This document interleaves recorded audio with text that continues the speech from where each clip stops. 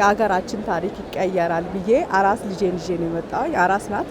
ገና ትናንትና ነው 4 ወር የሆናት። ሀገራችን ለወደፊት ታላቅ ትሆናለች፣ የነበሩን ችግሮች ይፈታሉ በሚል ተስፋ በማድረግ ነው የሀገራችን የነበሩ ትርክቶችን እንደ አዲስ መልክ ኢትዮጵያ አዲስ ትሆናለች በሚል ተስፋ ነው የአራስ ልጄን ከአራስ ቤት እንደወጣው የመጣውኝ ማለት ነው። ሶፊያ ኑሩ 4000 ኢትዮጵያውያንን ባሰባሰበው የሀገራዊ ምክክር ጉባኤ የተሳተፈች ተመካካሪ ናት። ባለፉት ዓመታት ሀገራዊ ምክክር ኮሚሽን ለዋና ሀገራዊ ጉባኤ የሚመከርባቸው አጀንዳዎችን ባሰባሰበበትና ተሳታፊዎችን በለየበት መድረክ ችግሮች ላይ ለመምከር ተመርጣለች።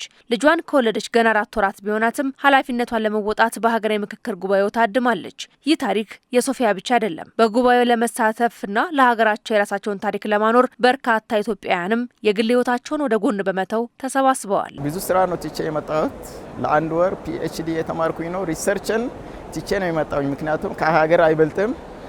መጀመሪያ የሀገር ጥቅም ነው የምናስቀድመው ማለት ነው። እኛም እንደ ዲያስፖራ እዚህ መተን ሲደመር ደግሞ ከ3000 በላይ የሚሆኑ ኢትዮጵያኖች አንድ ላይ ተሰብስበው ከአራቱም አቅጣጫ የሀሳብ የመሰረት ድንጋይ አስቀምጠን በዛ ሀሳብ ላይ ጠንካራ ሀገርን፣ አንድነትን፣ ሰላምን ለራሳችንም ለልጆቻችንም መገንባት ስለምንችል እንግዲህ እዚህ ጋር ተሰብስበናል። ከኤንቢሲ ኢትዮጵያ ጋር ቆይታ ያደረጉት የጉባኤው ተመካካሪዎች የምክክር ጉባኤው እዚህ ለመድረሱ ባለፉት ዓመታት የተከናወኑ የሀገራዊ ምክክር ኮሚሽን ጥረቶች ከፍተኛ እንደነበሩ አንስተዋል። መሰረታዊ በሆኑ ሀገራዊ ችግሮች ላይ ከተለያዩ ኢትዮጵያውያን ጋር ለመምከር መብቃታቸውም ታላቅ ስሜት እንደፈጠረላቸው ገልጸዋል። አጀንዳ ማሰባሰብ ጊዜ ጀምሮ የተከደበት አካሄድ በጣም አሪፍ ነበር፣ አሳታፊ እና እዚህ ላይ ዛሬ ተገኝተን ስለ ሀገራችን መመካከር በጣም እድለኛ ነኝ ብዬ አስባለሁ።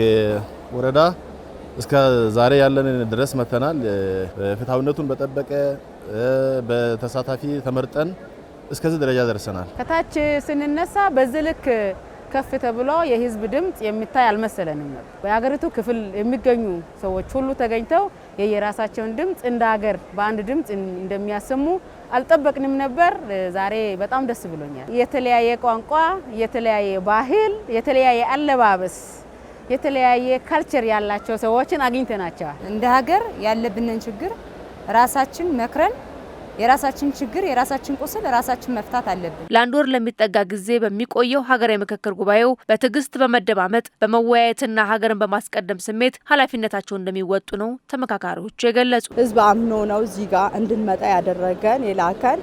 ስለዚህ ለላከን ህዝብ አንደኛ ለታማኝነት የተጣለብኝን ኃላፊነት ለመወጣት ነው ልጄን ይዤ የመጣሁት። ሂደቱ አሁን ጀመረ እንጂ አላበቃም። ቀጣይ 1 ወር የሚኖረን ጊዜ ስለ ሀገራችን የምንመካከርበት፣ በሰፊው የምንግባባበት፣ ለሀገራችን የተሻለ አቅጣጫ የምናስቀምጥበት ጊዜ ይኖረናል ብዬ አስባለሁ። ድምጾችን ማዳመጥ ግድ። ድምጾችን እያዳመጥን የሚያግባባን ሀሳብ የትኛው ነው የሚለውን እያሰላሰልን እንደ ሀገር አንድ የሚያደርገን ከሰፈር ከመንደር ወተን እንደ አገር ምን ትምሰል በሚለው ስዕል ይዘን ለኔ አካባቢ ለኔ ባህል ለኔ ሳንል ከኔ ወተን እኛ እንደ አገር ሰፋ ያለ ሀሳብ ይዘን የሚያስተሳሰን ብዙ ነገር አለ። አንዱ የማዳመጥ ስልቱን በጣም እንጠብቃለን ብለን የአንድን ግለሰብ አጀንዳ አይደለም፣ ሀገሬን ለማጽናት የሀገሬን ጉዳይ ነው የምንወያየው። ያ ማለት እንግዲህ ከተለያየ አካባቢ በተለያየ ባህሪ የመጣ ይኖራል።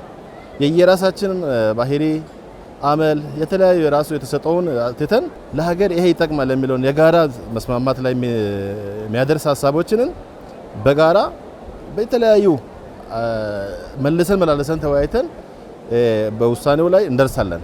የአንዱን ቁስል አንዱ ማዳመጥ እና ይችን ሀገር ማስቀጠል የምንችለው ለኔ ሳይሆን ለኛ የሚለው ችግሮችን ማስፋት ማቁሰል ሳይሆን ማከም።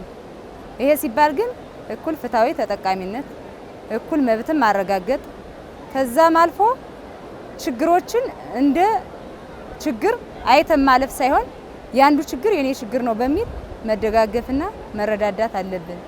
ሀገር የምትገነባው በመመካከር ነው፣ በመነቃቀፍ አይደለም። አድማጭ መሆን አለብን።